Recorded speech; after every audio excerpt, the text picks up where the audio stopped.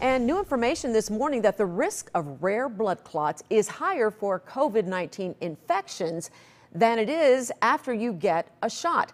That is the finding of a new British study. It found the risk is actually 100 times greater than normal and several times higher than it is post-vaccination. So this comes as the CDC has asked for extra time to investigate the link between blood clots and the J&J vaccine. Joining us to talk more about this is Dr. Shikha Jain with the University of Illinois at Chicago. Good morning to you, Dr. Jain. Happy Friday. Nice to see you. Good morning, Sylvia. Okay, so let's explain what this British study actually found. Interesting, they're saying blood clots are higher with the virus as opposed to the vaccine.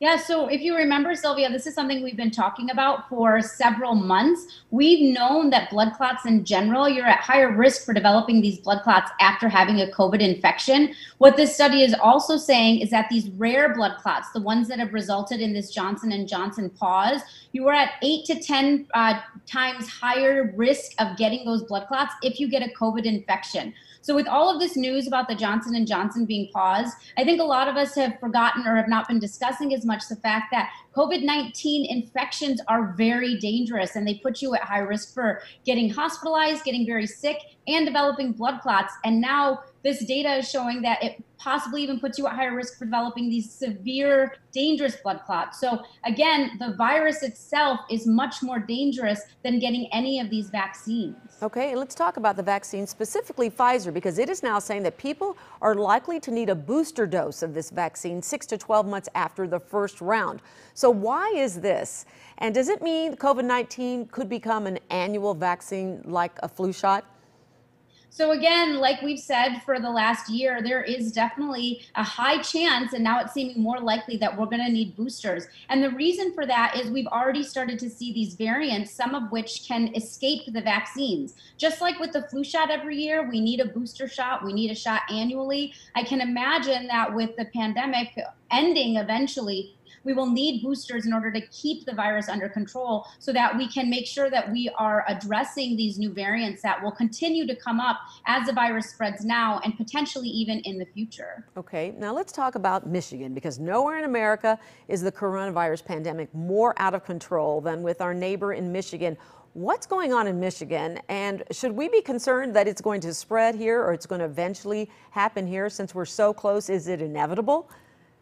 There is absolutely concern because there isn't a barrier between the state of Michigan and the state of Illinois, and the entire Midwest is really at risk with these numbers being as high as they are. The reason that it's hypothesized that some of these numbers are so high in Michigan is, number one, we know with the rollback of restrictions, numbers go up. Number two, we know that there is very high levels of that more infectious or contagious variant, the B117, that is really high in numbers in Michigan.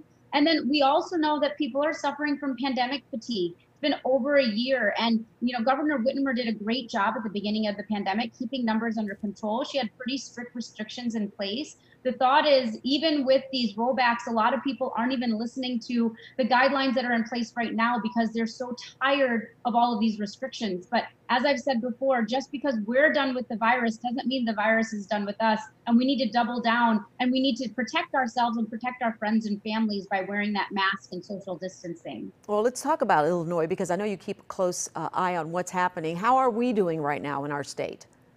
So we're doing okay. We're staying about stable. We're seeing our vaccine numbers going up. So that's really great. We're seeing more and more people get vaccinated. And we always talk about it being a race against time of getting vaccines into arms before numbers start to surge. We are still seeing numbers that are higher than what we would like, and they're higher than they've been in the past months, likely because of the rollback of restrictions here, and also because people have traveled for spring break. So we'll know a lot more about this post-spring break surge in the next week or two.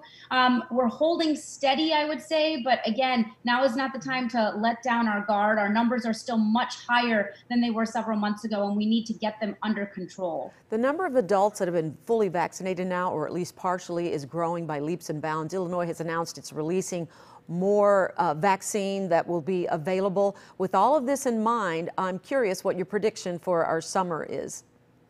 So if we can get these numbers under control, if we can get ourselves to a point where our rate positivity is similar to what it was last summer, and we can keep up with these great vaccination rates we're seeing, I'm hopeful that we'll be able to see less restrictions over the summer, and we'll be able to see more outdoor gatherings and more get-togethers and have a little bit more of a normal summer than we did last year. But again, that's going to require all of our communities to really double down on what we're doing right now. If we want to get to a point where we can actually enjoy our summers, we need to follow all the guidelines that are being put out there. We need to be wearing our masks. We need to make sure our kids and our young people are following these guidelines, because we're seeing a lot of young people who are spreading COVID these days. So it's going to take a lot of personal responsibility to make sure we can get ourselves to a summer where we can actually start to enjoy ourselves a little bit more. We are all definitely hoping for that. Dr. Shikha Jain with the University of Illinois Chicago, as always, thank you for joining me this morning. We'll see you next week. Have a good weekend.